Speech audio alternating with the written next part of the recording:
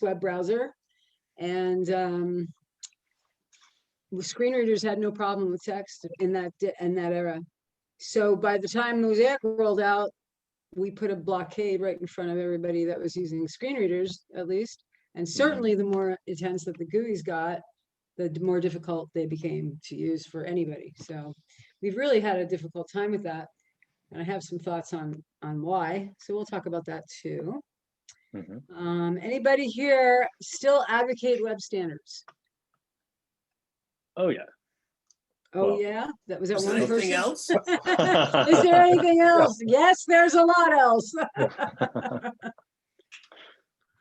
There's too much else, I would say. Yeah. And let's see, how many people have ever worked with XML languages or applications? Anybody? Yes. Yes, Totally. totally. Oh, I like hearing that. Well, so totally. Well, Go ahead. Oh, sorry. I had to work on legacy systems that had to take in XML. So right. Yeah. These were old. Who's that talking? I hear another voice there. Somebody's TV. Something about freaking out. Might be somebody's background noise, but Oh, okay, yeah. Remember SOAP? Of course I remember SOAP. So let me ask a question, Andrew. So did you create anything with XML languages? Like, did you ever do anything with Xforms, or how many people here worked in XHTML as opposed to HTML that we have today? Yep. So just you, Andrew. Anybody else? A couple people, yeah. Oh yeah, definitely. How many people miss it? I miss it. I miss it. Why do you miss it? It's not gone away. It's not gone away. I know, Yeah. and I miss know. the discipline. It made you think about the tags, and you had to close them, and it was just really nice. I mean, it was a pain when it broke your page, but it was nice to have those standards. I think it taught me to just keep it tight, and I kept that, but I'm happy to see it go.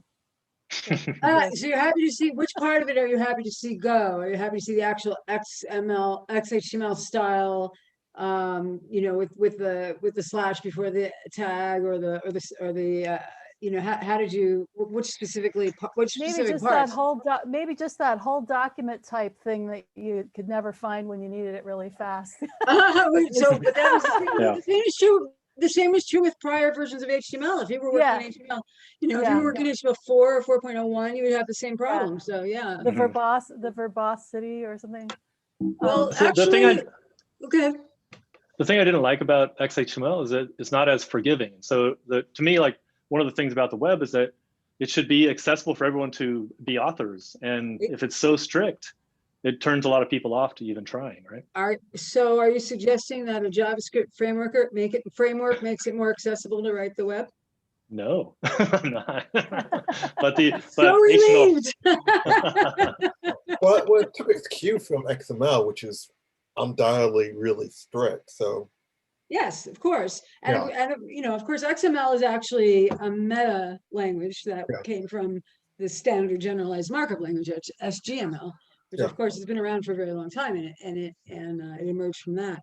And the rigor issue, I think, was a very, very helpful, at least for me, to, as somebody else was saying already, that it made us just think more clearly, more succinctly about every single little piece of syntax that we were using. And I think that if we had gotten to be able to advance to XHTML2, we would have seen some very interesting things. And this is kind of where I'm going to go today. All right, cool. Kind of what we might be able to do, what we should have done, and why we're at where we're at. So is this all in contrast to JSON? This is not. There is not going to be one word about JSON in this. And I mean, are we contrasting these markup languages to JSON? Well, you can't do that because, I mean, first of all, spaces don't matter, right? But JSON spaces matter.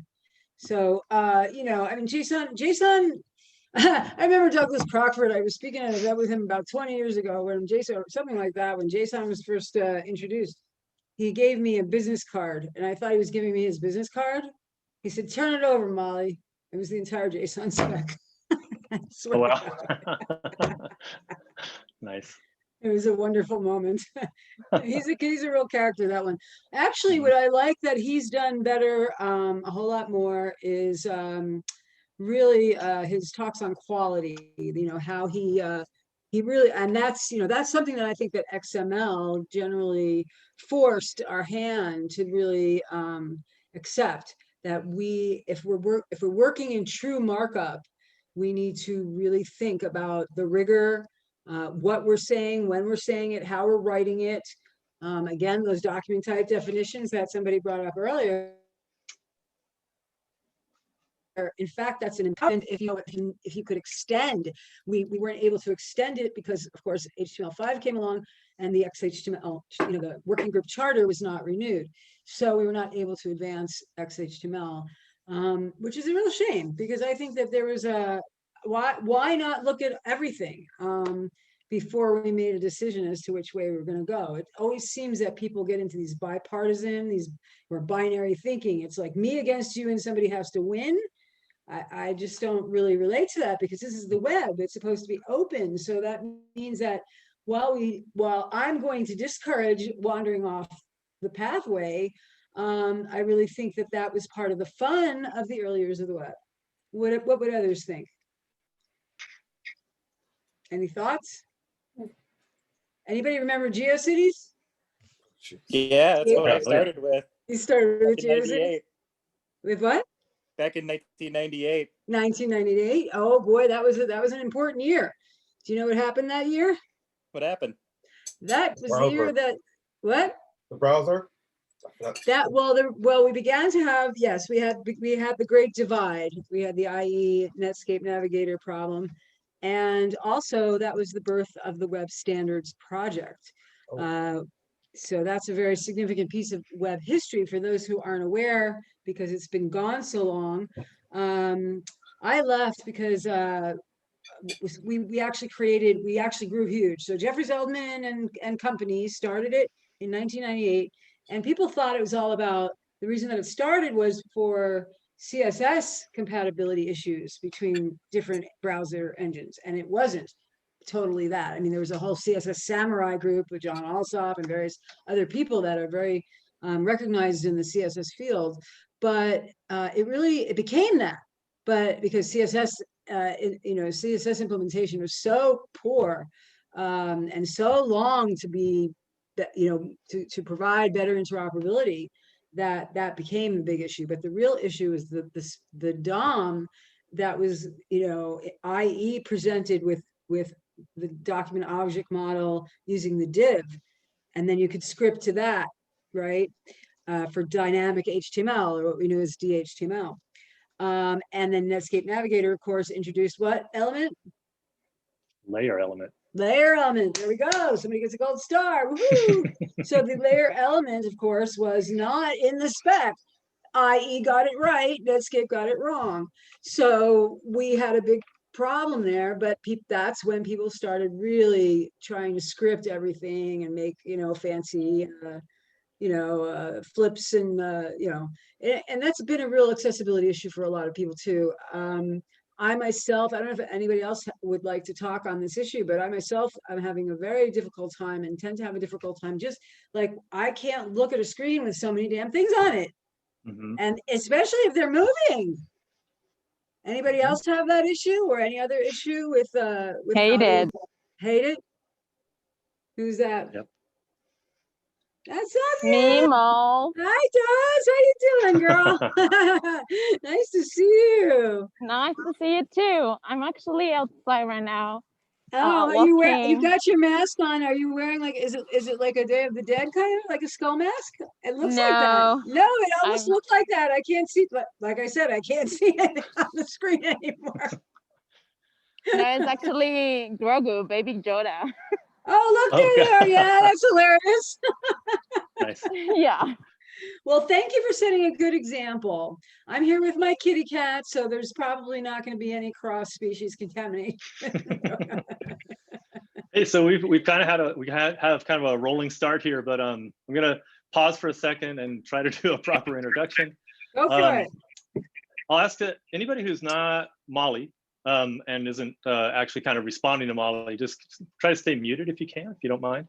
Just so we don't get feedback and background noise and stuff. But so I'm super excited to have you here, Molly. It's I can already feel it's gonna be a really fun next hour and a half. This series, a Tech Talk series, a lot of you, it's your first time here. This is sponsored by the Collab Lab. I'm the founder of Collab Lab. My name is Andrew. Stacy is my co-founder. There are a couple of other Collabies on the call as well. But I'll just take a second to kind of tell you what we do, just give a little plug for Collab Lab. So Collab Lab is a US-based nonprofit.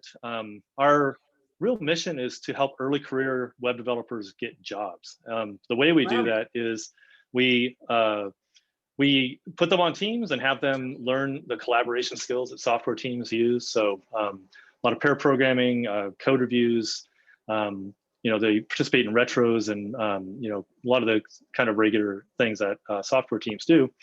We find that helps them be more confident when they go into their tech interviews. We are starting to expand into figuring out other ways to help people get jobs and to try to pry the doors open of tech. Tech is a bit gatekeepy at the moment in terms of who gets hired and that kind of thing. So we're trying to break those barriers down.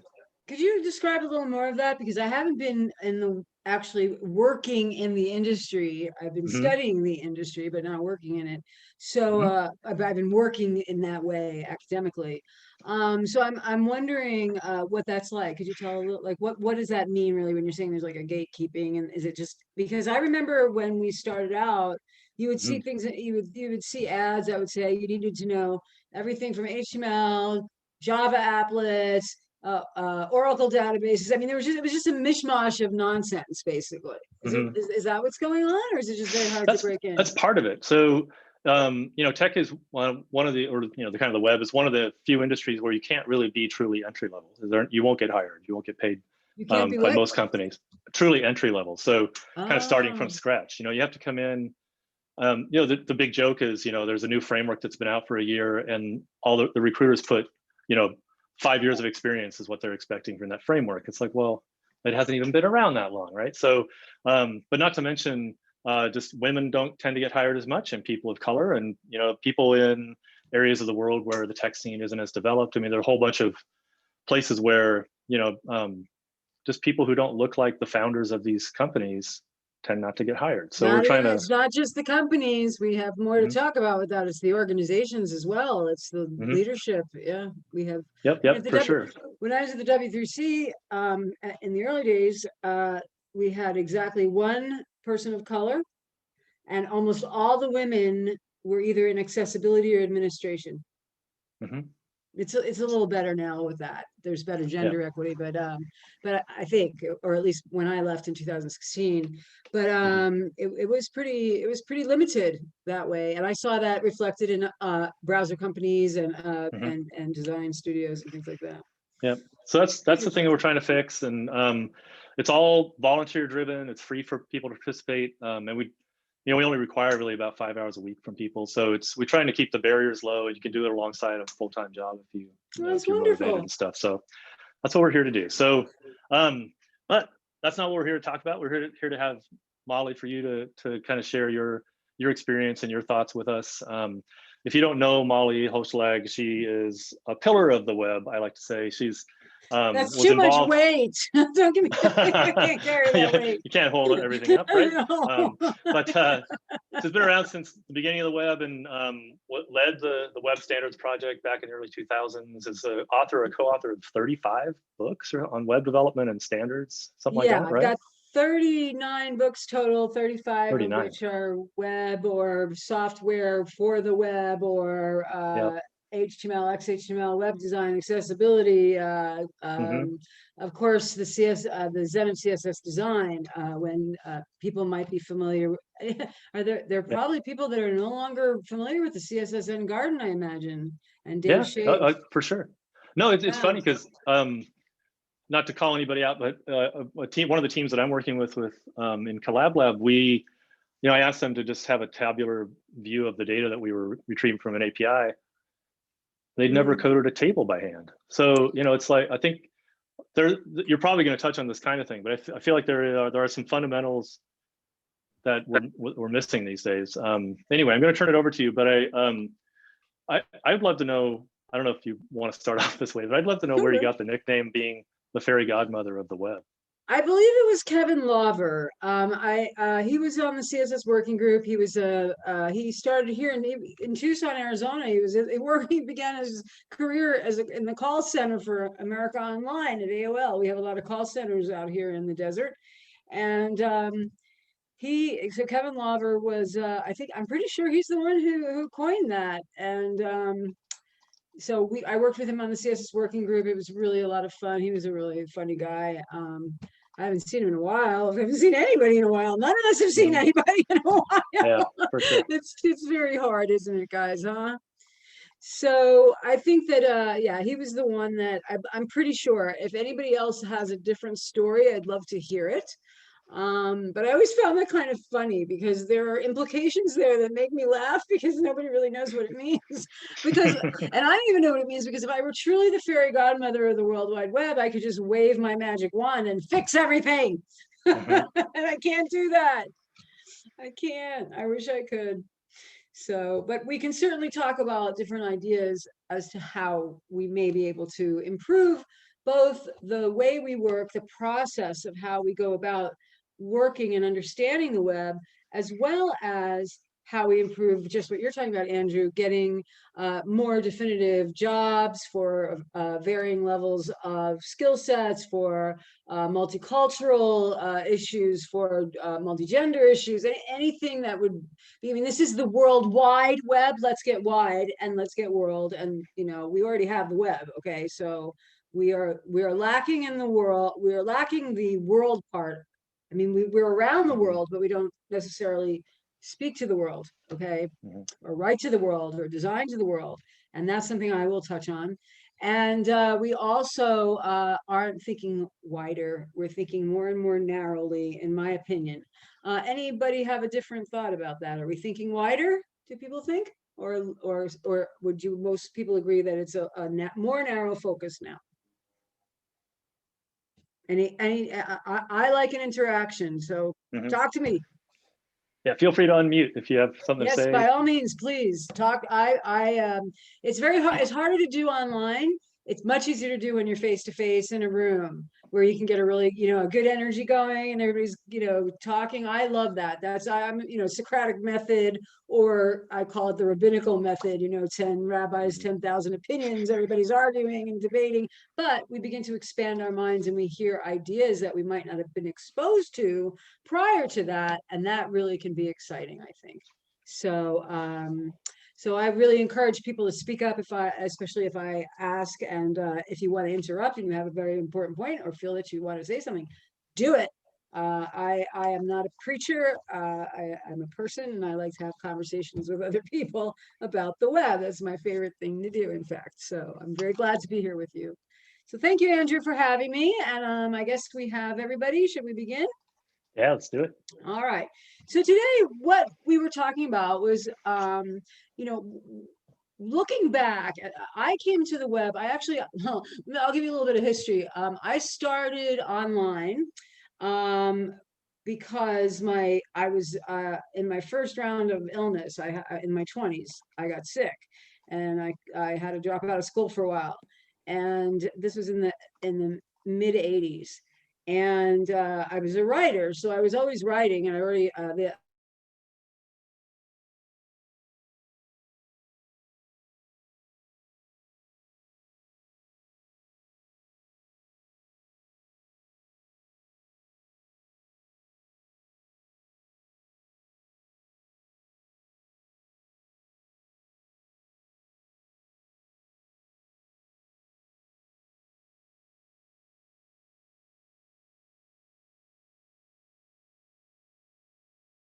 kind of feel really terrible, because it was like, part of me was like, good, now they know how I feel. And I was like, you can't say that, Molly. That's a terrible thing to think, you know, but I really have lived most of my life that way. I had about 13 years of my life were spent, you know, traveling the world and really having a great time working for a number of different companies, either as a contractor, consultant, speaker, trainer, or later on became very involved in the advocacy, and I was the group lead for the Web Standards Project. And when Jeffrey Zeldman left, he basically asked a few people so he left in around 2000. You got it, Andrew. You were just saying it earlier. So it was started in that, we have a little history of the Web Standards Project. Basically, that emerged out of what I was saying earlier. We had this big split in the DOM, in the way the DOM was implemented between the two major browsers of the day, which was IE and Netscape Navigator. And Netscape went on its own little path and decided to create a layer element, which didn't exist in any specification and certainly wasn't a great name. Anybody, can anybody give me some ideas why I would say that? Why would layer be confusing to people? Any designers in the house? Mm-hmm. Any Photoshoppers? Layers? Okay, so any interaction design, any image design, there are other things that, go ahead. It's if you work in those applications, you're immediately going to think in those terms, and it wasn't exactly that. Right. So it's a dissonance. Yes, there's a cognitive dissonance was caused, and so that was a very anti-semantic way of going about things, and actually in that case, IE got a lot right. Interestingly enough, so I was just telling you about my early career, how I was isolated, and my brother, you know, I was writing, and he said, "Oh, you need a computer." So he sent me his Commodore 64, and then a friend of one of my girlfriend's boyfriends said, "You need a modem." And for Christmas, he gave me a 300 baud external Hayes modem that was the size of a shoebox. Remember that? Anybody here go back to the 300 baud days? A couple of not quite that far back. Any couplers? Anybody out there with using couplers? Yes. Oh yeah, I'd love to hear that. Yeah. All right. Longevity, you go. That was something else. For those of you who don't know, the couplers were when we had the old standard rotary or push button phones. The coupler modem, this is before you could actually plug it into your computer, and you would have to actually put the phone into the cradle of the modem. That's called a coupler. Okay, so I was one generation ahead of that. So I got I was in the 300 baud era. And of course, at this time, you're dealing with an internet. The internet existed. But at that point in history, the World Wide Web was being, if it was being invented, it was way back in the minds of, you know, Tim Berners-Lee and fellows that were thinking about that sort of thing. So what we had was the BBS. How many people have ever used BBSs? Anybody? Shout out! Yeah, I keep saying. Is that Amy? It's Amy. Amy. So, Absolutely. Yeah. Oh yeah. So of course there were BBSs came in different forms. There were single line BBSs, which were local. So if I just wanted to run a social club out of my own house instead of being on Facebook, there was like the local Facebook, right? But it wasn't multiple lines coming in. You could only be one person at a time using that server. So one person would log in, do their thing, and then log out, and then the next person would log in. So then it grew from there to multi-line entry, right? So that was multiple lines came in. Then you had your big boys, like you had the first, actually Commodore 64 and the Amiga, both of that particular generation, we had, Commodore had a thing called Q-Link. Does anybody remember Q-Link? So it had Q and then the word link, which is very interesting to me. Because in that sense, it wasn't like an href, you know, it wasn't an anchor link, or a link element in the metadata. It wasn't that sort of a link. It was linking people. And so I hooked this 300 baud modem up to a Commodore 64, And suddenly I saw international chat. I was talking to people in Australia, and I was like, and it was almost synchronous. It was slightly off, right? So, but it was absolutely fascinating. You have to remember, we didn't have bandwidth. We had copper telephone wires. So very, very slow. So I asked a friend the other day, you know, just who isn't a web developer, who doesn't work in web at all, is just a user of streaming services and social media and the typical modern day user, I would say. I said, what is your most frustrating issue with the web? And he said, buffering. And here I come from the 300 baud days, and I'm thinking, okay, then, you know, and we're talking about these very, very high speeds that we're working with now. And some of us are, you know, lucky enough to be in companies or even homes with incredibly high speed data. And that really changes the way things are. So that's a very interesting phenomenon to have seen. So in the series of BBS growth there, so from that, so that Q-Link from Commodore was also, it had analogs from other services. So CompuServe would have been the most notorious. Prodigy, General Electric had one called Genie, which it used, basically Genie was built, I was a sysop of several of the roundtables, including the disabilities roundtable on the Genie service.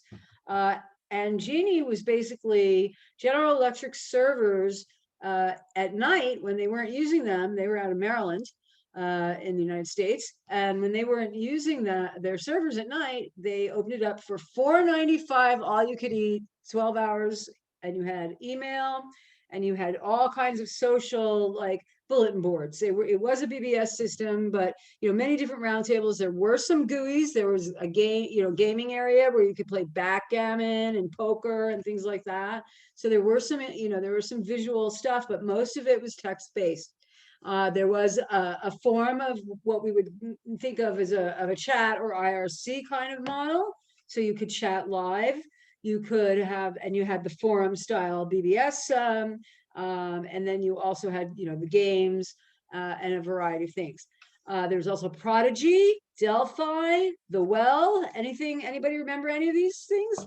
I'm old, aren't I? Oh God. Well, for sure. CompuServe, where you're not a CompuServe. number, you're two numbers separated by a comma, right? Yeah, CompuServe was, of course, where the guy who he was the GIF, right? He insists on calling it GIF, not GIF, right? Even though it's graphic interchange format, not graphic interchange format. So that was CompuServe, was actually where we saw the graphic, the first graphic format that we used on the web. So that's pretty cool. So these things are part of the puzzle together. And it became very interesting to watch the whole rise of this. So then the next step was getting on the internet. And this is still pre-1993. Okay, so you're starting to rise up, and I think we were at 2,400 baud. And then if you were really lucky, you had 56K and you were just zooming around the internet. And that meant things like Telnet, Archie, FTP, email, IRC, what am I forgetting? Gopher, my favorite. And then there was this thing called WAIS, W-A-I-S. Anybody remember this? That was what was thought was really going to win the day. The Wide Area Information Service, I believe, is what it stands for. If that's incorrect, somebody please correct me. If I say something incorrect factually, you are welcome to tell me I am wrong, because I often am. No, you're right.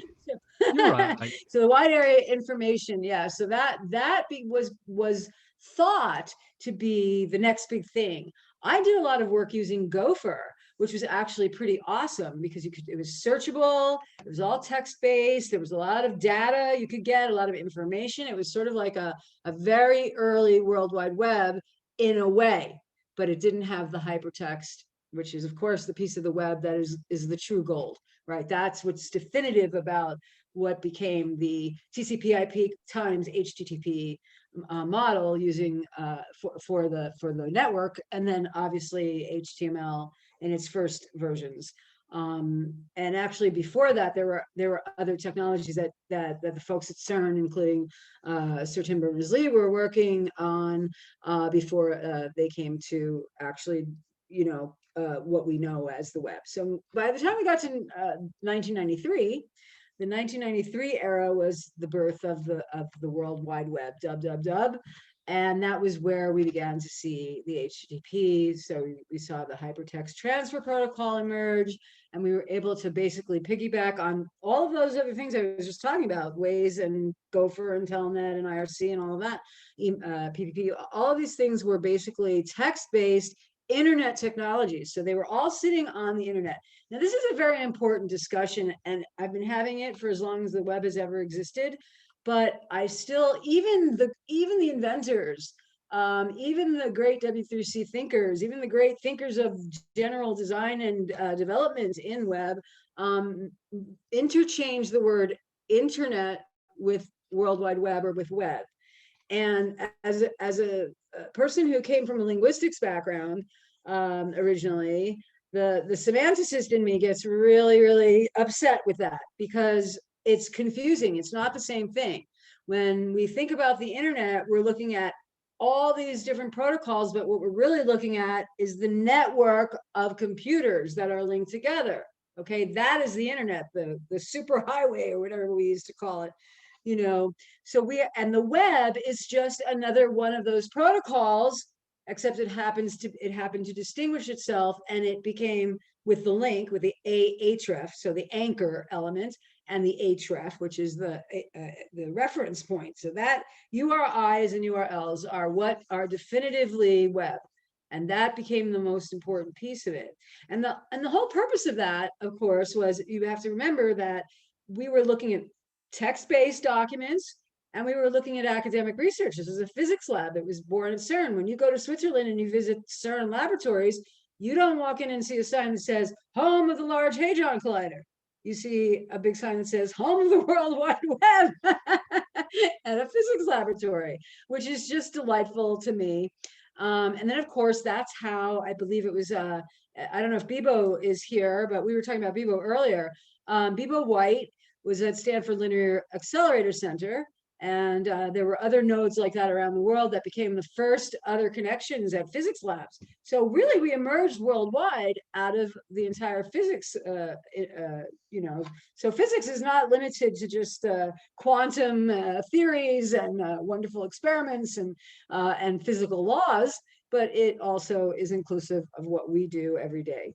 And Sir Tim was also is a physicist. Actually, it was computer science. He was interested in computer science, but he's there as a physicist. So very interesting time.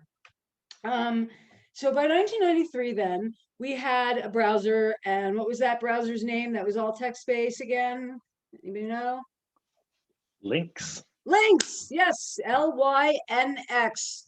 Notice the pun again with the links. So you have Q-link, links. And then the link element and ahref, the anchor element, which were all linkable in some way. Okay, so that was the link was the definitive difference, and this enabled the scientific and academic communities to begin publishing documents where resources then could be added. So if you were doing, let's say, your bibliography, or you're doing your documentation, you didn't just have to write it in. You could link to that document, and suddenly you're now able to get to all of this data and hopefully be informed by that data and build that into knowledge and build that into new ideas. Okay, so that was pretty much the idea. And we still have that web. I'm just not sure we use it well enough anymore. Surely for certain things like academics and for that sort of thing, but we've gotten very far away from the document ideology and have really sunk our teeth into applications. And I think that this was a disaster for the World Wide Web in a lot of ways, both technically and socially. And this is one of the things that I want to talk about today is why that's a problem. The web was originally supposed to be able to do that. So let me go ahead and switch slides here. So these are not all the goals that were original, but they were some of the most critical. And if anybody has any, again, please, by all means, jump in and let, add to it. So of course, the first one is accessible. And notice that you don't see the hash A11Y here, because accessible is a broader idea than that. It means, can I get to the web at all, much less use it, okay? So in 1993, there were many countries around the world that were just barely getting their internet infrastructure up, so they had no World Wide Web. But the early comers were mostly English-speaking countries, the UK, obviously Switzerland, because that's where it was invented. Mexico too. What? Mexico too. All right, so Mexico. We got it back in '89. No kid. Well, for the web, that would have had been the internet. 93, it was 93 is www became available on your desktop. Yeah. So okay. Yeah, but everything connections and hardware required started back in 89. Do you know, Dazi? Do you know anything about the rest of Latin America? Was it widespread? Because I don't remember it being. No, widespread. it wasn't. Okay. Yeah. It became available here through a university. Exactly. There you go. So the academic portion was very important. I mean, obviously, again, we're working with documents, we're working with text, we're working with resources. That's what your URL means, Universal Resource Locator. You want to be able to document and add meaning to everything, okay? So accessible meant being able to even get online. So it's inclusive. It's a bigger idea than just accessibility, which is a very specific portion of the technology that specialists work on in order to make things usable for everyone, okay? So it means both. It means all of those things, okay? Another goal of desire for the World Wide Web is that it was meaningful, that when I went to a website, there was there was content there that was meaningful. And if it wasn't, we know from media studies and from marketing studies that at that point, it was 9 seconds. If a person was on a site, it was 9 seconds before they would click off the site if there was nothing meaningful for them there. Now that has gone down to a fraction of a second, I think. Very, very fast. If you get how many people do that? Like you'll get to a site and it's just like so not what you need. You notice immediately and you're gone, right? Oh yeah. Or if it takes more than like 2 seconds to load, I just like, oh, this is going to be a terrible experience. Exactly. If it's a bad experience or it just doesn't have what you need right away, or I'll talk more a little bit about what some of those things that we need right away are. But if those things aren't there, it's just a fraction of seconds now that will go. And we used to talk a lot about this in the emerging web and web design, which was the sticking, the ability to stick. To keep users stuck to your site and involved and engaged in your content. So is that content meaningful? Interoperability. This is a huge vision, a pillar vision of the World Wide Web. And this basically means everything, being able to, for all things, I have a slide that will describe that a little more. That it is also useful and usable. So not only is it helpful to people, that it's a value, is the usefulness, it's valuable, and it is also easy to use.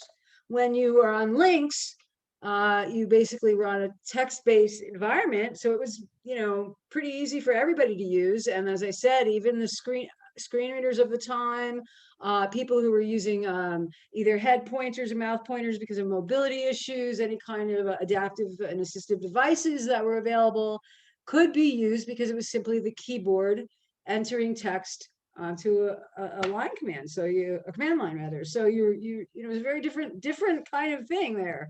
If you never saw that, you can still see it. I'm sure that there's a version of links you can download and or a simulator, and then you can look at what your websites look on links. This was actually, I don't know if anybody still does this, but this was a common way to check to see if you could have an accessible, and especially if you were starting to use any kind of scripting, if it worked without script. Okay. So that was people still use links. Pardon me? People still do use links. Yes, it's still included on, it's still floating around. It's included in Linux distributions. It's still used. Yeah, so Linux distros have links still. That's wonderful. I'm glad to hear that. I haven't had a Linux machine in a couple of years, so I wasn't sure, but that's great. And I do know that there are either apps or like that are simulators if not the browser itself, where you can do that. And of course, when you think about that, you begin to realize that the web was not a design platform. All we had that, at that point was whatever color, whether it was amber or green on a black screen. Okay, right? And that was what you were looking at. And maybe the most design feature you might have was a horizontal rule, okay, to break up sections. And I'm not talking HTML5 sections. I'm just talking about in the concept of content. Okay, so internationalized and localized. This is a very important piece we don't talk about now. We should be. The W3C does work on this it's very detailed. And this answers the question of how do I make my website available to as many people around the world as I can? And that becomes a big question of knowing language, knowing culture, all of that, and being able to produce that. And that means writing direction and how you go, right to left, left to right, vertical, horizontal, both mixed languages. So that became very important, as well as, so Dacia is from Mexico. I live just north of the Mexican border. I live in Tucson, Arizona, which of course was at one time Mexico. Prior to 1912, when it became a state, it's the last 48th. It's the 48th state, and it's the last contiguous state of the United States mainland, without Alaska and Hawaii connected. Okay, so 48th state, and it was before that for a couple of years it was the Arizona territories, and before that it was Sonora, Mexico. So the state of Sonora is just 60 miles away from me, where I am right now. I was down further a couple of years ago. I was living a little farther south, and there's a town called Nogales, which means walnut. And Nogales is both has a side in Arizona. There's Nogales, Arizona, and there's a Nogales, Mexico, and that's where a major border crossing is.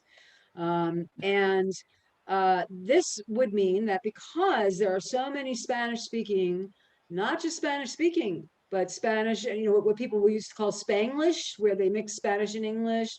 There are different cultural phenomena, such as the Chicano culture, subculture, which was usually the children of Mexican parents, of Mexican national parents that were born in what then became the United States and grew up speaking both languages, okay, or more than one language. And how do we then adapt? And another big thing was also like when things became economic, there was I don't know if it's changed, Ozzy would be the expert here, but for a long time in my era, people my age and older did not like to use cash or credit card, or did not like to use credit cards on the web. They were much slower to adapt it. So, you had to think about how do we make this locally relevant as well as worldwide, okay? And we don't think enough about that anymore. And at least, anybody here doing any work on that? Actually, here in Mexico is still like a taboo in some ways to use a credit card on web stuff related. Right, you like using cash, not credit. Yeah, and it has been quite difficult here to introduce any kind of payout system. Even PayPal or Amazon people are afraid of those. It's super weird. They should be. I'm afraid of PayPal and Amazon. I mean, come on. Amazon is a predatory capitalist. Oh yeah, but and not paying taxes under our last president. So we'll see what happens with that.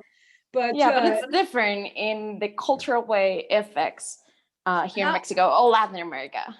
How so? Would you be able to explain that to everybody? It's more on the lines of people believe that they will get scam and frauds just because the internet is a scary place. So people tend to avoid any kind of transaction through the web. Even so that we have a convenience store here in Mexico that is all over the place, like 7-Eleven, but it's called Oxxo. Oxxo, so yeah, I'm familiar with it, sure. Yeah. So that thing became, what they do is that whenever you want to buy something in the internet, you go through the paying system, and then they make you like a voucher, and you have to go to an OXXO to pay out. Wow. Because people are really, really afraid of using any kind of credit card. This is very interesting because this was the same problem we were dealing with in the early mid 90s. By the mid 90s and once that little E came along, the e-commerce phenomenon, 96, 97, I guess, but probably early as 95 maybe. But that was a huge issue here, working in web design at that time. I would have clients that wanted, they did not want to use credit cards. So you had to accommodate these things. You had to figure out. So OXXO would be, and voucher systems, that's localization. That's saying these cultural phenomenons are occurring around me, and I need to be able to support everybody to make it meaningful and accessible, useful and usable, right? So these things all kind of come together. And we really, so anybody there, I heard an English accent, I believe, and I know Dazi's from Mexico. Anybody else from around the world that has worked in internationalization or done anything like that? Anybody? So we'll talk a little more about that and what that really breaks down into from a design and development perspective. And of course, we want to be able to search. We want to be able to say, okay, I want to get somewhere that I can find the information that I'm looking for. Because if there's all this academic data out there that's linked, and I can go from one place, I mean, there's surfing, you could just play and just go from link to link, but search really became very important. There's a great scene in the classic show now. It's now classic. I remember when it first came out, The Big Bang Theory, right? Everybody familiar with that show?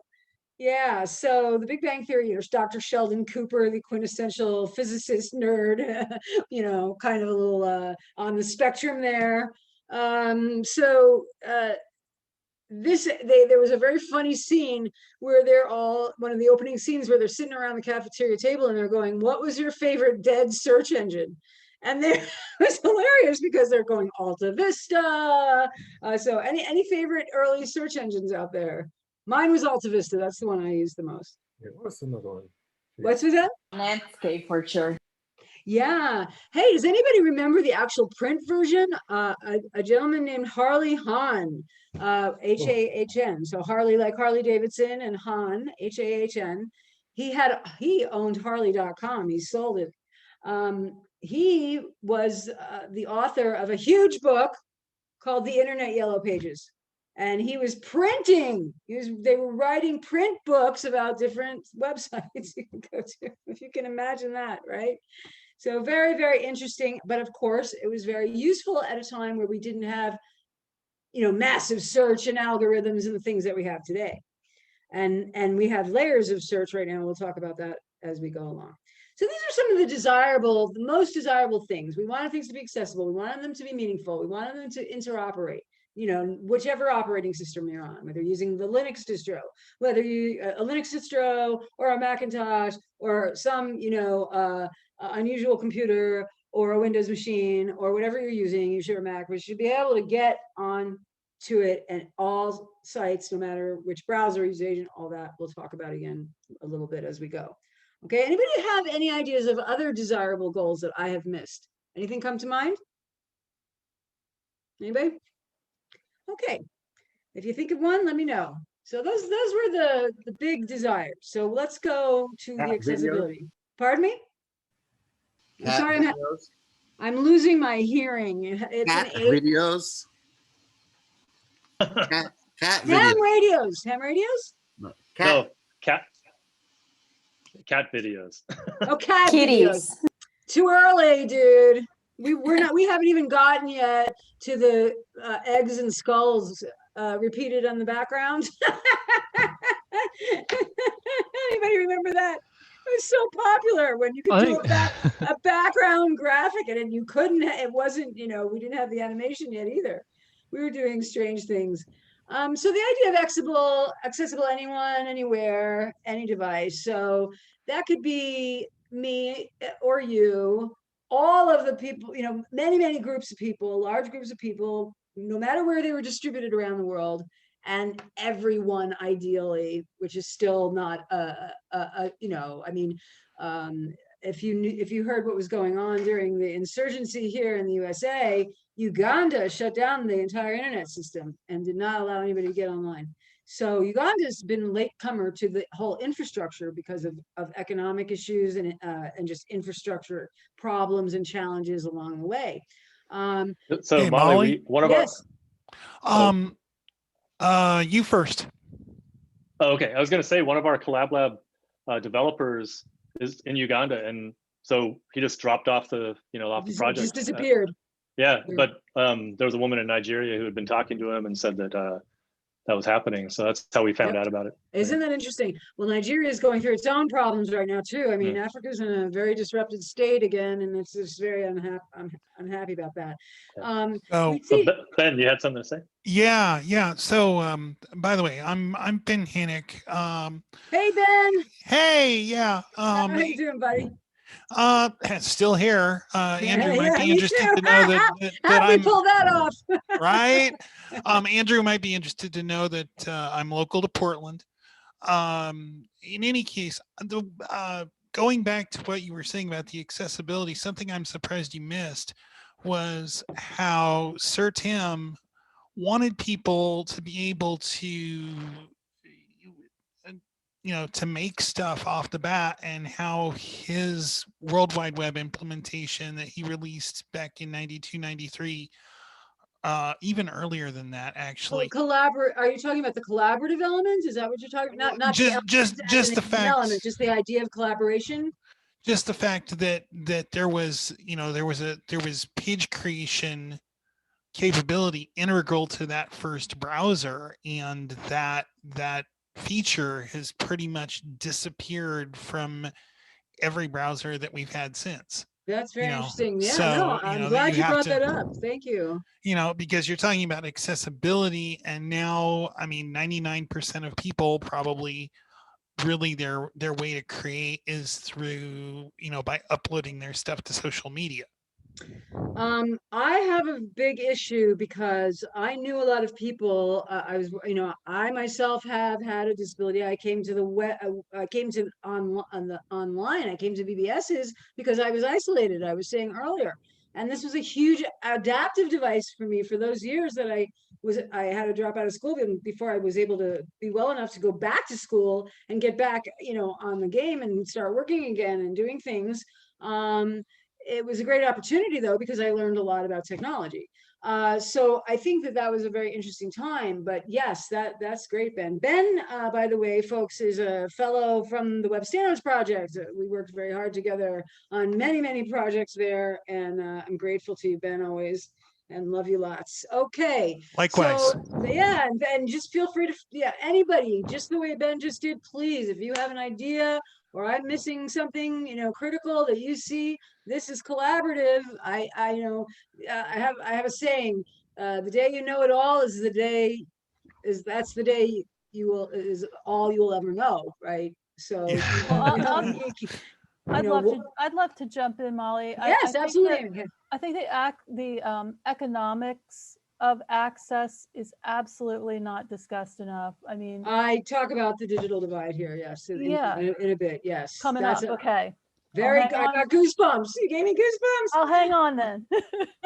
if I'd actually like to say something too. I was looking at this and I was just thinking about the economic impact, and sort of each one of these things right here seems to have a category to me. Like the developers can work on issues adjacent to all of these, but anyone almost seems like kind of a government issue. Anywhere seems don't say that. Anywhere seems like it's like a global, we need access, internet anywhere access. Okay, anyone does not mean government. In fact, it means the opposite. The web is run by corporations, and governments are trying to stick their nose in it, especially USA, but other governments too. Right, we need to get that out, right? There's a very funny, yes, we do. I think it's a problem. The whole point was to keep it free. It's for the people, of the people, by the people. And then any device seems like an economic. This is for what was it? Andrew? No, somebody else. I was tweeting with was talking about remember the London Olympics? Sir Tim introduced. He said this. What was the saying? He said, "This is for you," or "This is." I forget exactly the quote. but he was running around that stage at the opening of the Olympics in London, talking about how exactly that this is for everyone. And people are like, wow, he must be a really rich man and he must have made a lot of money. This is a free and open technology, people, and we've forgotten that. And this is part of the reason why, I'm trying to bring back that voice, because it's such an important piece of the freedom of originality, but it also has backfired in certain cases when there hasn't been a balance of power. So there has to be some kind of oversight. And I am going to be directing the entire conversation to exactly that. So thank you for bringing that up. That's an excellent, excellent point. But I got freaked out because I don't want governments involved. We just had, look at what was going on with net neutrality, throttling, all this stuff. We had Ajit Pai at the FCC. He was not a pro open guy. He really wanted, he was a profiteer, but he became the CEO of Verizon, for heaven's sake. That's where he came from. So, predatory capitalism at work again. We are trying to do the other thing. Okay. So, but that's a very good point you're making. So anyone really means any individual human being, me as a person, you as a person. Who are you and how are you different than me? And where do you live? And what is your culture like? And what do you do, every day? And do you ride a horse? Do you walk to town every weekend, because it's 30 miles away and you don't have any other access? It just depends, where we are in the world. And the any device thing, I think, is where we really got caught in a problem, where we didn't expect, I think, the type of applications that we were going to need. If you keep in mind that the web emerged on your desktop, if you had the internet access, you could get to the World Wide Web in 1993 using links on text, and very shortly thereafter, the Mosaic browser. I don't know if Chris Wilson's in the audience, but Chris Wilson was, of course, he's at Google now, I believe, but he was the IE guy. He was the only IE guy for a while during the IE6 days, which was the big drama of my era. And actually, there's a very funny, I have it somewhere, shh, don't tell anybody, but maybe I'll post a clip of it at some point, where I was in, there was a mix and mash, a big conference being put on by Microsoft, and they wanted to include some thought leaders from different areas of technology. So people like Ev Williams of Twitter was there, Untitled Chapter, who had been at Microsoft, and he had developed as early as the Mac IE guy, right? So that was his claim to fame. And then, of course, he went on to do the box model hacks that we needed in IE6. I'm sure there are people in the audience that remember this well. I know that Ben is out there. He remembers it. Amy, I believe, I see you. So the people I can see, I'm sure there are many more that I can see. I see Liam's name, so he knows all about that. So this is very. I'm just grateful that the box model hack and some of the other stuff finally turned into polyfills and some of the more advanced tools that we have now. Putting aside, there you are. There's your face. It's nice to see you, Liam. How are you doing? So the polyfill thing, I'm a little bit wary of, but yeah, I agree, fundamentally. But I think I do believe that last bullet there, the ending of device, is really where we fell down. But right now we're talking about anybody, right? This is any human being on Earth. Ideally, these are ideals, desirable ideals. This is part of accessibility, no matter who you are, what language you speak, what culture you come from. Any, as long as you can get online, this content, not should, must be available to you. And we've made it, maybe, if you're lucky, you'll get it. Okay, so this is a big flaw, or a big, a very huge digression away from that core pillar of ideology. And then the any device at that point was really, if you look at CSS, early CSS, you'll start seeing the devices that they were thinking about: TTY, Braille, right? Handheld. Okay, we weren't thinking about iPhones. The iPhone didn't come out till what, 2006, right? 7. So 2007, thank you. So I mean, we're not talking very long ago when it comes right down to it, and yet this is a part of our daily lives, but only 15, 16 years ago it wasn't there. Yeah, there's also specs for telegraph. The what? Telegraph. Telegraph. Ivan, hi. It's funny because I don't want the glare of my glasses, but I can't see everybody's name unless I look at them. How you doing? Yes. So, yeah, exactly. So any kind of, device that you're using.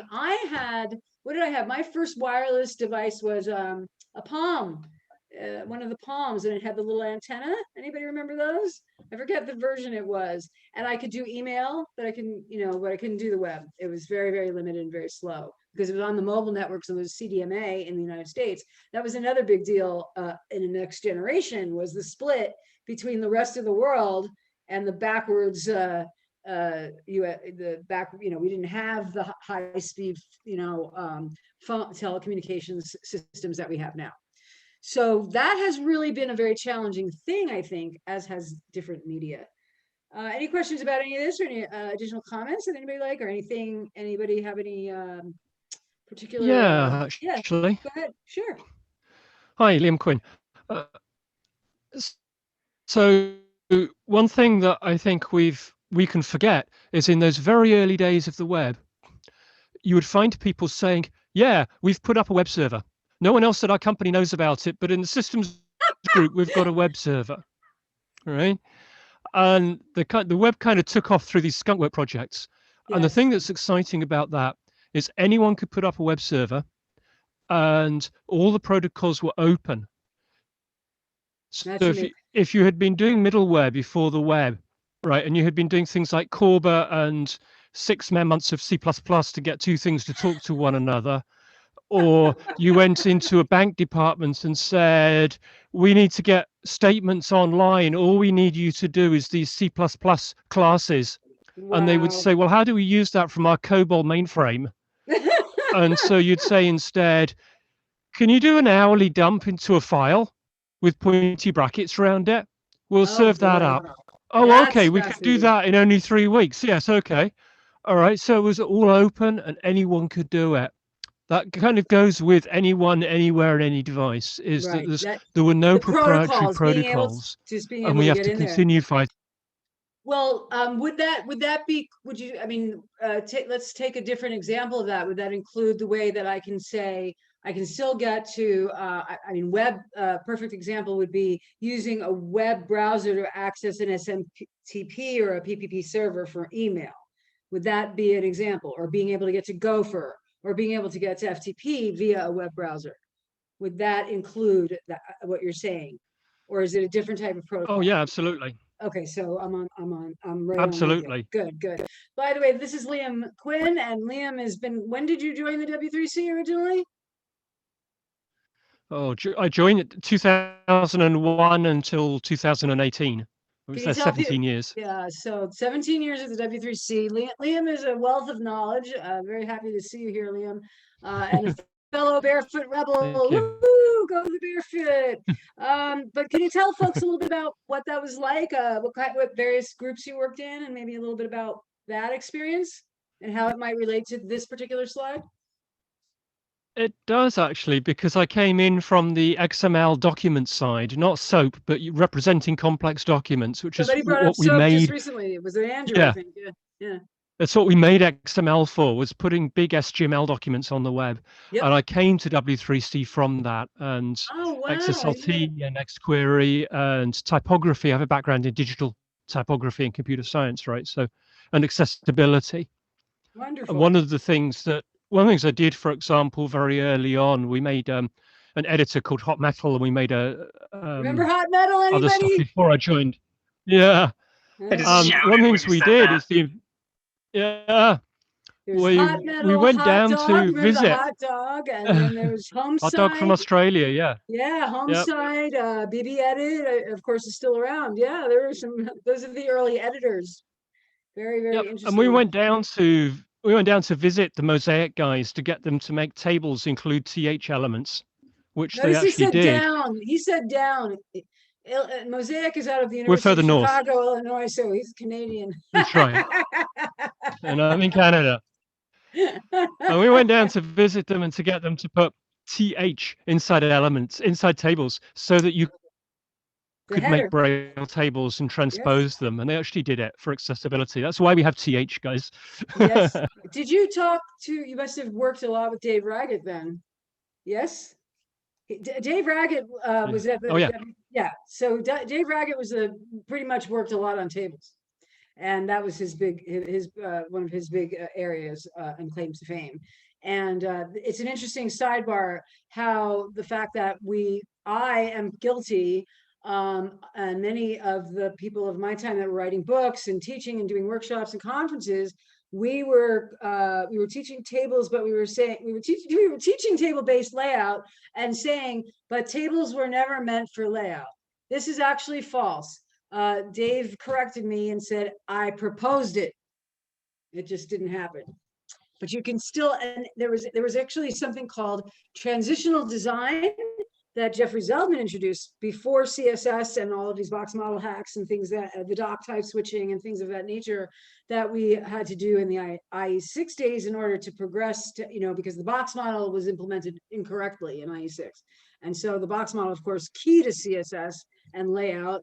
You would get incredibly different results on the different browsers that you might be using. So that's yeah.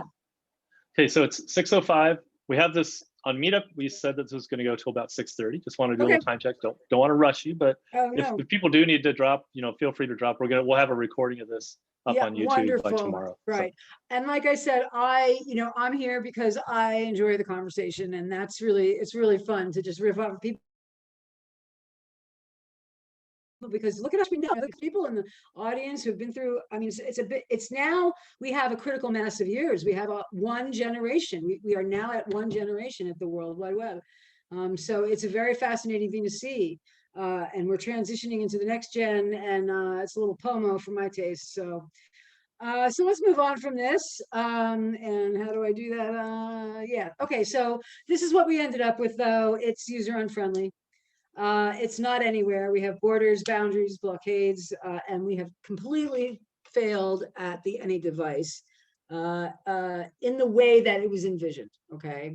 And so this, I think, this was one of the areas where other things snuck in from external forces and were able to co-opt part of that open web and the open protocol idea and the ability to get in there and do stuff, and insert a new element or something of that nature that Liam was just talking about. We really failed that. And it really bothers me that we are now a generation into the World Wide Web when the web is meant to be accessible to all and contain that A11Y piece that we call it now.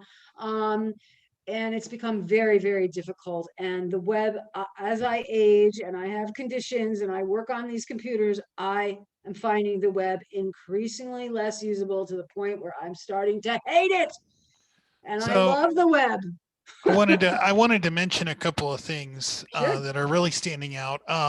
One is that, okay, so when we talk about any device, we have IoT, we have these things. The devices aren't the problem.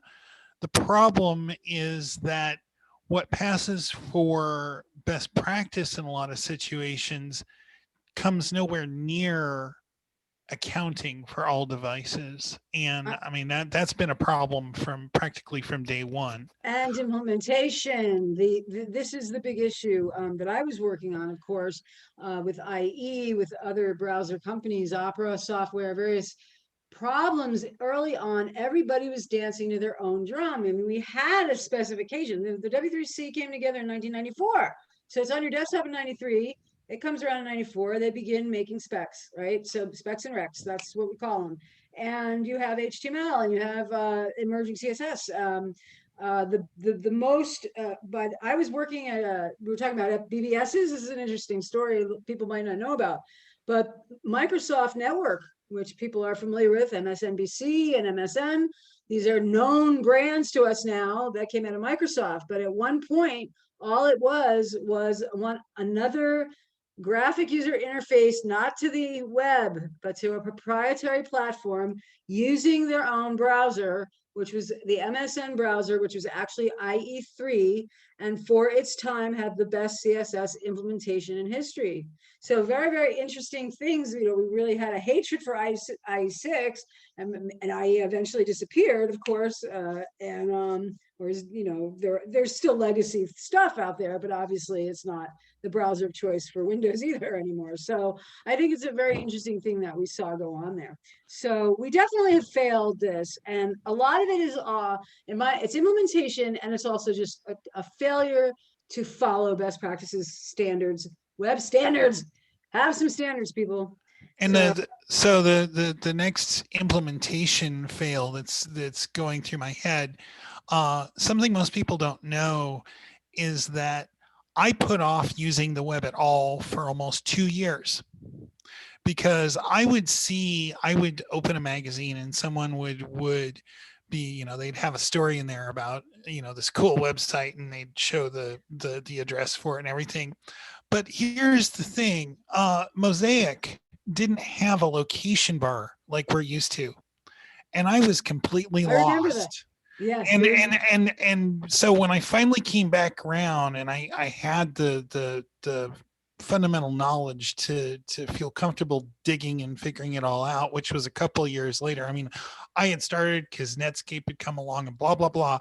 But the point is, if you run Mosaic, say on an emulator, and you go look up an old site, to actually use the location dialog, you've got to go like 3 levels deep in the menu system to get to the location dialog.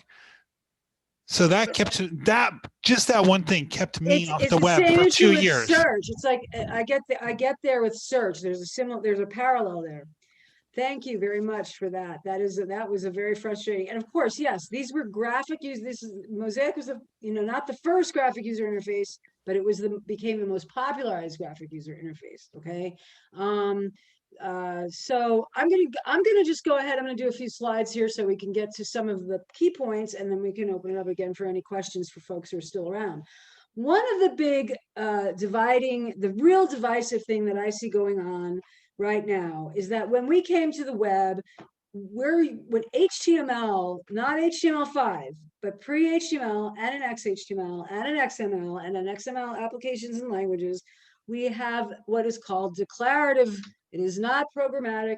Okay, we're not using obscure and obfuscated and difficult symbols and signs, or no JavaScript, nothing like that. We're talking about real words, human readable. Okay, and one of the great values of that was that everything was content focused. Okay, and we were keeping the code itself very, very clean and simple. So declarative, I make a statement here and I say, by sticking to a declarative language and following the standardized structure, so basically having all those pieces, and I have a very simple example on the side there, just with the HTML head, title, body, and H1 and a couple of paragraphs there. And I really didn't go farther than that, but that's very simple. That was the way. Maybe if you went halfway through that side of the HTML example and put an HR in there, that was about what you saw in 1993. Okay, but by doing this, we ended up with more meaningful context for everything we were going to do. It was easier to style. Liam mentioned XSLT. Okay, anybody else work with XSLT? This was the transformation language, okay? So you were able to actually transform one document type into another, okay? And very interesting. And of course, the interaction point. So all of these would have been, these are easier to do when you have very simplistic program. And now we're not doing that. Everything is JavaScript or JavaScript framework, and you have to have programming skills. So we're programming the web, and the web isn't meant to be programmatic, or only pieces of it may be programmatic. But the declarative is essential to what the vision and to the carry through. And this is why HTML5 was so disruptive. And also that was, killing XHTML2 and killing the whole working group there really was kind of a tragic thing, because there were some very interesting things leading to the uppercase semantic web, which was the original vision of where we were going, which is where we would be writing document type definitions ourselves, or schema, using different things to write our own languages, ontologies, vocabularies. I mean, we would have, and it's done today, and it's very useful. One of the places you see it would be, let's say, medicine. Okay, so medical documentation. There's a whole medical markup language, or these different things, and it was a very interesting, and I would really love to see that happen again. So I'm saying get declarative, okay? So declarative code is going to be clear. I'm able to read it. Semantic, which means that it's meaning, it has meaning. I can understand what that element is, or I can understand what that attribute is without much study, okay? That the content is rich and meaningful. And of course, that the link is relevant. And this is another sin we've created and we should confess to, which is, especially from the SEO tribe, where links just anywhere you could do it, you did it just to get the link backs and all of that. So I want the clarity back. I want to see these, I want things to be readable, writable, very compact. And that, of course, that's performance. We spend so much time talking about performance that we've slowed browsers down to a crawl. So also the other piece is, and then this more interoperable and more the interpreters in the various rendering engines were capable across many UAs. That's the anywhere, any agent thing, okay? Not just a few. So the idea is the more declarative you get, the easier it is to do all of those original things we wanted to do. So, we also have to do a few things with that when we're thinking about documents. And one of them is consistency of choice of language in the code. I'm not talking about language in a document like the paragraph. I'm talking about how the code works. So for example, body, title, right? These are meaningful, right? Liam, I saw Liam go like this. Was there a comment there when you said? He said in the chat that he had to leave, but thank you so much because he loves where the talk is going. So. Okay, great, wonderful. So, and we want written content that makes sense to everybody, keeping it clean, easy to read, bullet points, break it up, not these long, unless it had to be, unless it was like a white paper or something like that. And elements are kept simple and the structures inside the document. So there's little to no other languages in the markup. So you're not mixing in line. I was at a conference, CSS conference of all things, where the entire conversation except for 2 talks were about JavaScript and JavaScript frameworks, and there's a guy standing there saying, fuck the cascade. I'm quoting him, so I dropped an F-bomb, but it was somebody else. It was somebody else. We'll blame somebody else. But he is saying the only CSS is inline CSS, and I'm just dying. I was just dying. And I believe Jen Kramer was with me there, and she's at Harvard now, and I know she's moving on this summer. But we were both crying at each other. We were just like holding each other up. It was just a terrible moment. And I had a little conversation with him afterwards. Actually, he was a very nice guy, and he opened up a little bit, so that was very interesting. And then we don't want to see that.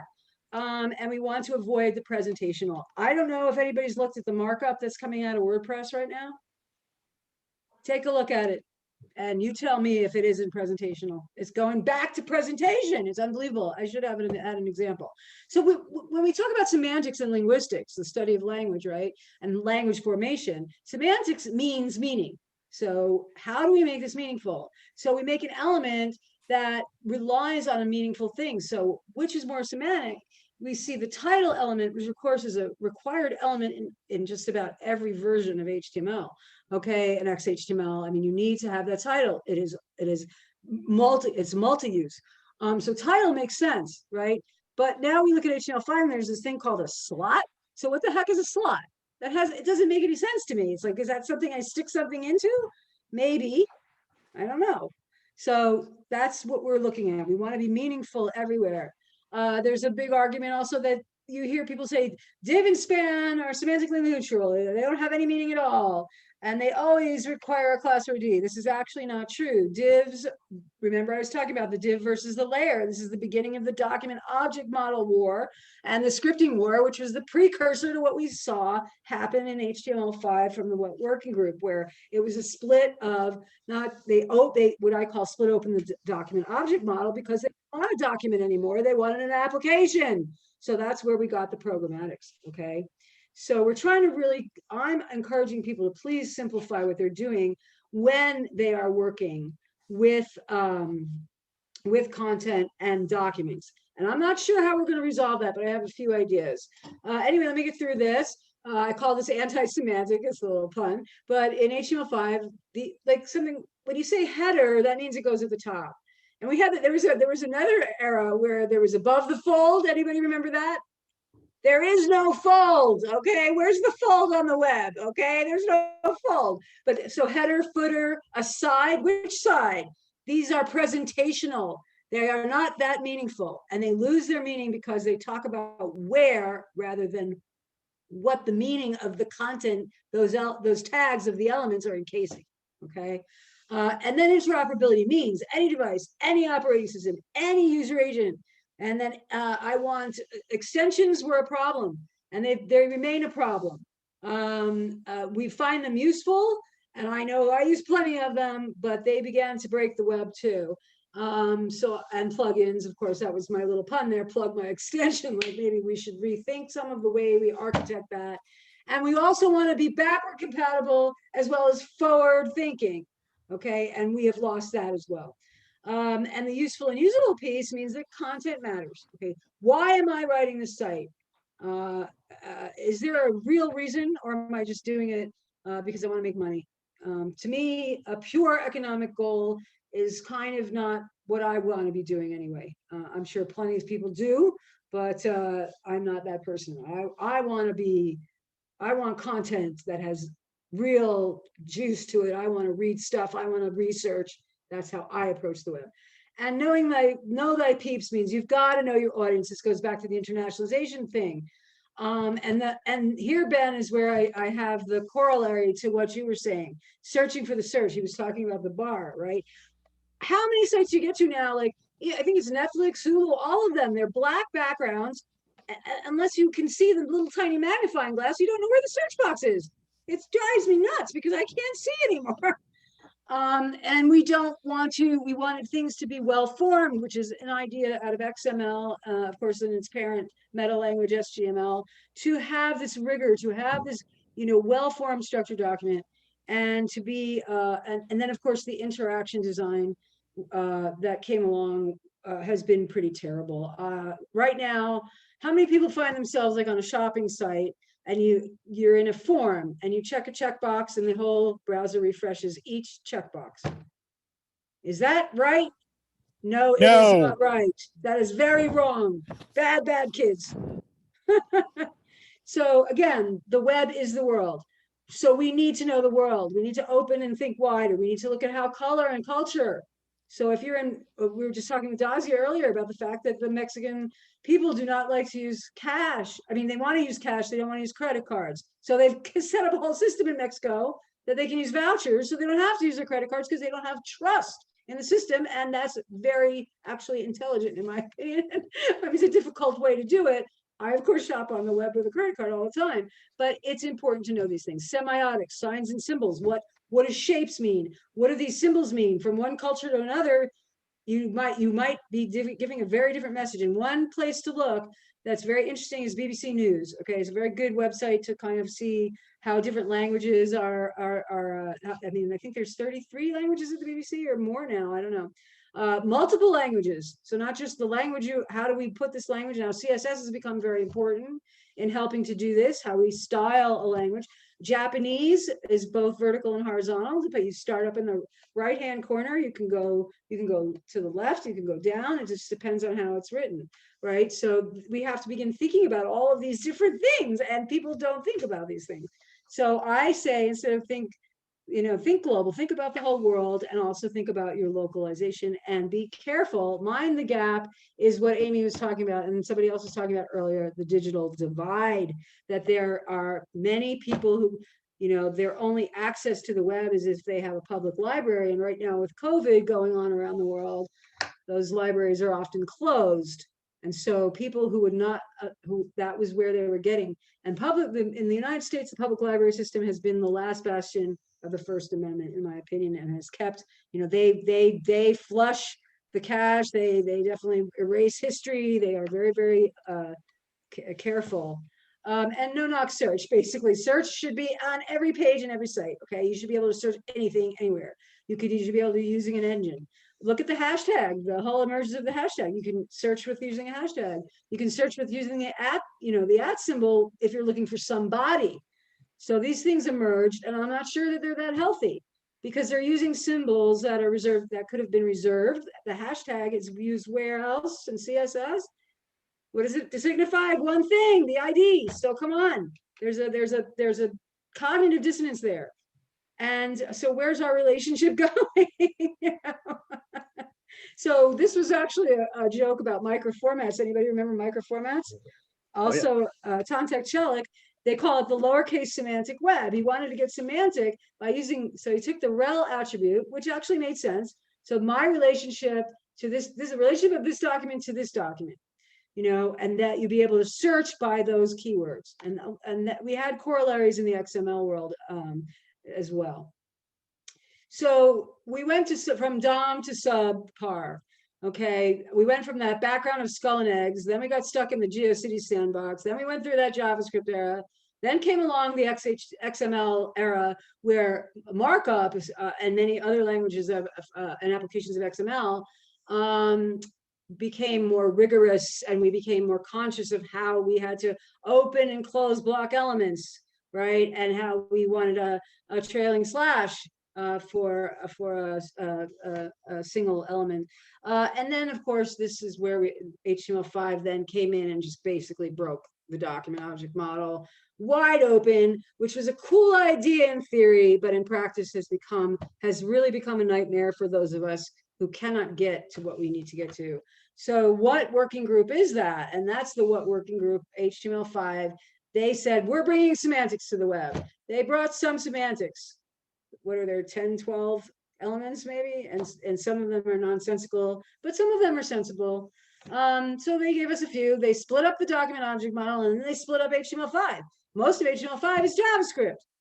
Okay, so where did the data go? Where it's, you know, and most of them, they start with storage, right? You've got internal storage on your browser. Okay, that I don't like that at all.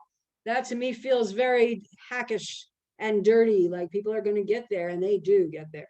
And then we have the biggest problem that I find is we're now in the era of the JavaScript framework, where you have this obfuscation of everything. This whole declarative mentality is being wiped away by people who are practicing with JavaScript frameworks. And there's a real problem with that, because when you split the DOM, you basically end up with a problem where what if that particular framework disappears? We just had that happen, didn't we?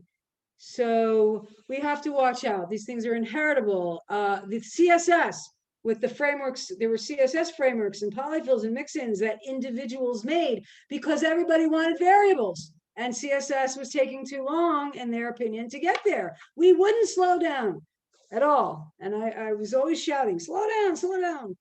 And Molly, what framework went away? What's that? What framework went away? jQuery, I believe. Was it jQuery that just, yeah, I think it's jQuery. Did they?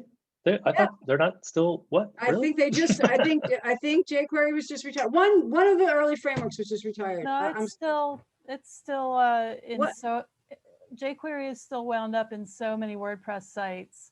Yeah. Well, yes, I mean it's still going to be there. This is of course legacy, but the support okay, gotcha. The support and the moving forward is over, right? So there's no more growth. Oh. Okay, so that's what I understand. I mean, so all these people who have been running, all these people who've been running jQuery, they're going to be kind of at sea if there are any security issues or anything like that moving forward. Exactly, and the same thing with WordPress and things. Any kind of that is not the web envisioned. The web envisioned meant that I could pick this page up and take it anywhere I wanted to go, put it on a different web server, and it worked just the same. Okay.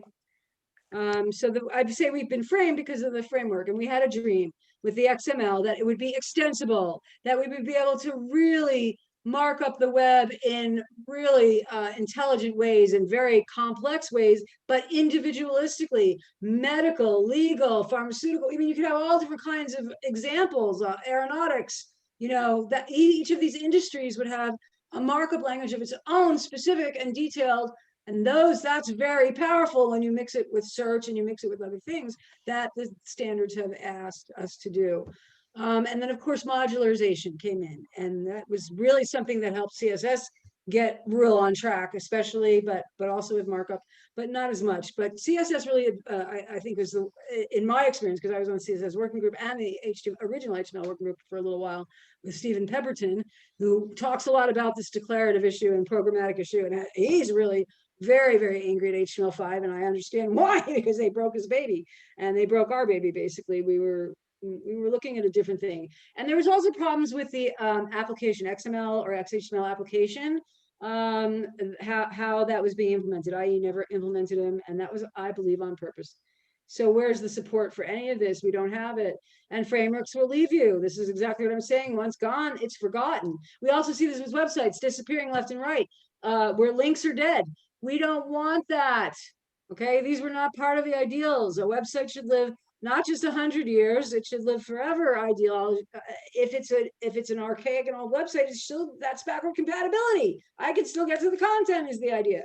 We don't have that. Media has caused a big, basically turned the web into television, radio. So don't lose your anchor is basically a reference to, the proper use of the anchor element, right? Relevant linking, not SEO linking, not linking just because you get a higher rank on a search engine algorithm. You want relevant content.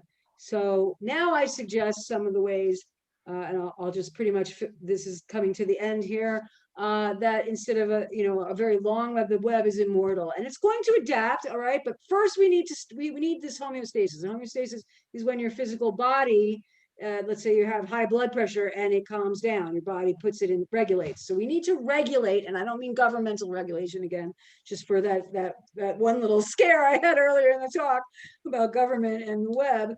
You can see I'm not too fond of that relationship at all. I don't want those relationships. It's not meant that way, okay? In my gray beard, old school, this is the web as it should be, there's not a government intervention. So get the homeostasis. We need to get some parity across the boards there. And then we need to adapt to the changes of evolution. We need to restore some of our principles, especially accessibility, usability, meaningful things. To get declarative, start using semantics, okay? Really start thinking about, why am I putting this paragraph tag around what is in a paragraph? Okay, and we want to make the future a lot better than it is today. And that's, where did my last slide go? Oops, there was another slide there. Oh yes, so wait, web immortal. Yeah, so the whole idea was, I went through the from standards to ethics, the idea of having what I call a living, not a living standard, but a living ethic. We need to rethink our ethical obligation, I think. This is one thing that education and organizations, professional organizations, and academic education we've just not been able to foster that. And this is part of why we're having some of these problems too, because people are not learning the same way, right? They're all learning different ways, or they don't learn the cascade, or they don't learn what rigor is, and they don't learn how these things work, and they have the wrong words for everything. And so everything becomes meaningless. And that's very concerning for me. I am advocating for, I would say that to wrap up, the advocacy here is to take a look at those core ideals that we started with, how important they are to everything we do, and for the longevity of our own individual lives, as well as the many, into the future. It's not going to progress and evolve if we don't keep it open. It's going to close off, because as soon as something becomes programmatic, that means somebody has to be a programmer in order to do it. One of the beautiful things about semantic HTML is that you can understand it. It's human, right? So that's what I'm advocating for. And I'd love to see some kind of, I've thought about this a lot. Is it a union? Is it an organization? What kind of organizations? The Web Standards Project was probably the closest thing. There are a couple of other groups as well. I mean, there's a lot of accessibility groups out there that do great work, but they're very, very hyper focused on that one area. And I want to kind of see a more global ethic coming around. And that is pretty much the punchline. Keep it declarative, keep it meaningful, keep it useful, keep it international. Remember where you are, who your local people are, languages, understand your world, understand the wide in order to make a great future web. Thank you very much. Any questions, concerns, issues, or additions? Woo! Can you make one clarification? Yes. Okay, Flash is dead. Flash is Flash support is dead. Flash is not going Flash anywhere. is just completely dead. It's disabled. Well, no, it's still being used. It's still being used standalone to develop games and educational materials. Yeah, they're trying to get away from that though, because yeah, Flash in the browser is dead. Yeah, thank you. That was thank you. That was great. And the other part of that is that jQuery is still twitching. Okay, I'm forgetting which one. It's still twitching. I mean, like it's on. Yes, it will continue to twitch, but that's the problem. That's not backward compatibility. That's dying off.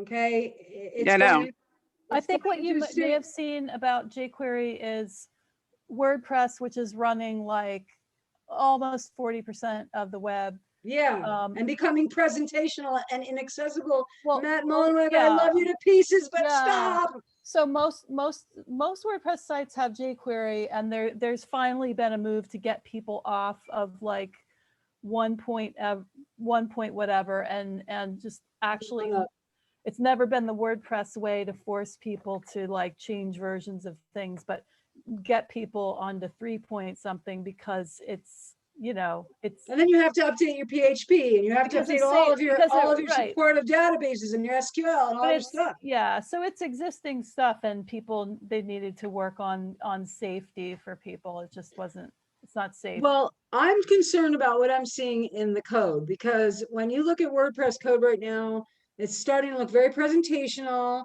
and it's starting to bother me because the more remember what I said, we want to keep presentation out of the meaning, out of the semantics, because presentation has meaning only in how it appears. That's not the job of markup. Okay, that's the job of style, of SVG, of scripting if you want interaction. Okay, there are other technologies or server-side technologies like PHP or Perl. There's still a huge contingency of Perl lovers out there. Perl. Yeah, CGI Perl was our original, server-side way we run on the web. Forms processing and forms. Right. I think with WordPress, you could create a very, very clean site, but the deal is, its core is always kept very, very slim. Yep. And then you've got this whole ecosystem of, I don't know what theme you're going to use. I don't know what 25 plugins you have doing whatever that plugin. Again, the plugin problem, right? And plugins, there's a very big political issue with plugins as well. I mean, first of all, some of you might remember in 2016 the EME issue. So this was because of they wanted to for Netflix for streaming media, right? There wasn't a way to stream media without a specific platform dependent. It broke interoperability, I guess is what I'm trying to say. So you had to download that plugin in order to run Flash or in order to run a given process, right? So that's an executable. That's not the web, all right? Not the web as it was envisioned anyway. So I have to ask people, like, is that the web you really want for tomorrow, where it's only programmatic? And application based. I think that's the big split, really. The fundamental split is, are we on a website or are we using a web application? And what really is the difference? And to me, the difference is measure of interaction, okay, and device dependency. And so we've gotten ourselves the antithesis of what we dreamed of. And well, and I think too, a big part of this is, so you have the mobile apps and you have the other things going on, and you have these players with huge stacks of money. Maybe it's other people's money, who knows where it comes from, but it's huge stacks of money. So they use this money to create their walled gardens. And walled garden, boy, wow, that's funny to hear. And it's as bad a thing as ever, because we used to use that term all the time, and I haven't heard that in a long time in the web industry, but that's exactly what, look at social media is all walled gardens too. Mm-hmm. So we have social media is not social, it's I call it anti-social media. I gave it a diagnosis. Any other comments or questions for this evening? We're still free to do the old school HTML websites, right? That's a great point. And yet you were also, if you want to write an app and know that most people could run it, if rather than writing it for a Mac or a PC. Exactly. That's not interoperability. That's device dependency, and that's operating system dependency, platform dependency. No, but I mean, like an app. If you so you're free to do the old school website, but you're also free to do an app. Yes, and that's good. And an app is a thing that is more device independent than like a Windows executable with DLLs. Well, I still think of apps as being, it's a .app, like a Macintosh executable, APP, right? It's an app. It's an app. I think, Colin, you're talking about a web app, right? Like you make a web app. Work across okay, so a web browsers. app to me, well, the first web apps we saw were in 2006 or so, 2005, 2006 era, when Google started doing applications and cloud computing and that. So that was in my mind, that's a web app. Now we look first to this device, right? Yeah. And I mean, something that lets you play chess on the web or do a crossword puzzle or edit documents. So collaborative editing, like wikis, right? That's a big piece of the original ideology too, that we would be able to work together. That's what the link is about too. It's not just about linking documents, it's about linking people, humanity, right? Yep. So go ahead. I'm sorry. Did you have a final point to make? I didn't mean to interrupt you. Well, I guess it sounds like there's a conflict between simple websites that are declarative and apps, but there's web apps, which sounds like the thing that you don't really like that much. I don't want the web to be programmatic. They're not mutually exclusive. They're not mutually exclusive. So the ability to make a web app that people can use on the same write once, run anywhere, as opposed to that was the point of XML extensibility. If it had been implemented, we'd be doing apps with declarative markup and transformations, and we can do that still. And your original point was excellent, I want to say, and I should have said it, but you got it, and thank you very much for that, which is that XML is not gone. Ontologies are still being written, okay? DTDs, schema, people are XSLT, all these things, Xforms are still in use and can be very powerful if you know what you're doing.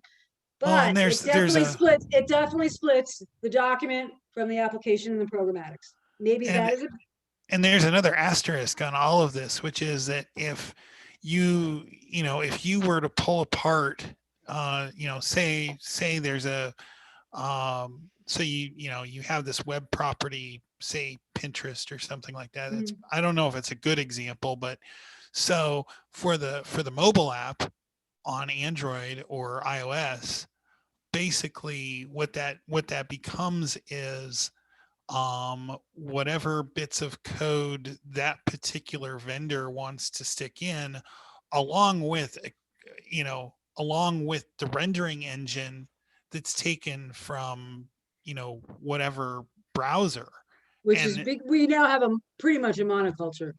Well, right, but the we're point still not interoperable. How did that happen?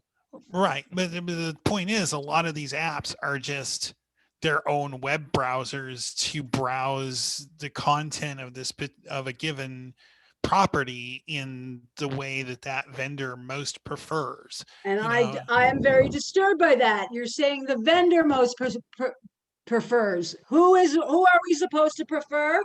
Not the vendor. Who do we prefer? Give me the word. Our own approach. Users. Yes, the user comes first. Right. The many, not the one. and so it's if anybody remembers this site best viewed in IE or this site best viewed in Netscape. Sir Tim hated that. He wrote a lot about that. Right, and with the way the mobile apps are implemented, that's been turned up to 11. It's a huge step backward. Yeah, I agree. I feel that we're seeing a de-evolution. We are Devo, are we not, man? Anyway, sorry, little flashback there. But for those of you who don't know that song, that was a band called Devo, who became very familiar with this de-evolution process. And I really feel that that's what's happened because of this separation that I believe it's Colin was talking about the concept of web apps, as being a middle ground isn't really true in my mind, because once you start obfuscating anything or making something for a specific platform, you've broken the web. Okay, that's not the web anymore to me.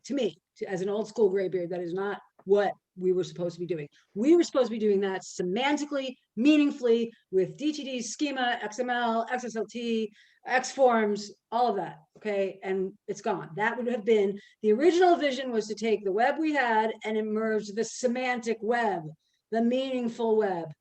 Is the web meaningful? Is it usable? Is it user-friendly?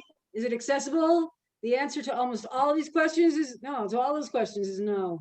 If people are using best practices and building progressive web apps, then we get both this web that we want and the web they all want, that is like, woo! Hey, listen to that. Like, woo, that's progressive web apps. Like people don't even know what that is. I said progressive enhancement to someone today and they said, wow, I haven't heard that in a few years.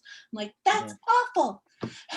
It should never go. There's the whole thing about progressive enhancement versus failing elegantly.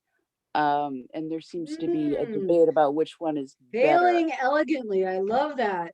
And the thing here is that there's a lot of terminology that is being subverted to obfuscation and new meanings. So when people talk about separation of interests or separation of concerns, for example, that is, you keep your XML separate from your XSLT, separate from your print. That's the concept of the open web stack. Okay, so well, on the React side of things, which is taking over the web, it's taking over the world. Separation of concerns has nothing to do with keeping your HTML separate from your interactive, separate from your CSS. That's what I was saying about it has everything to do with your separate objects. Yes, it's becoming everything is becoming obfuscated into these little pieces. And that is programmatic. That's object-oriented kind of thinking. But it's a subversion of what was originally intended. And there has to be some room for evolution, but evolution is one not thing. Not at the cost of breaking the web. So look at not GeoCities. At the cost of breaking the web, exactly. Look at GeoCities. Look at what we did with HTML. Those things were phenomenons that we were playing in the sandbox. We were having fun. We want to have fun, right? We do. We're kind of missing the fun, I think, right now. I am anyway, at least the way it used to be. You want a sandbox to play in, but the sandbox shouldn't be the whole wide world. It should be the sandbox in the playground, in my opinion. What do you think about that? I agree. But there's another side of it. If you want to be able to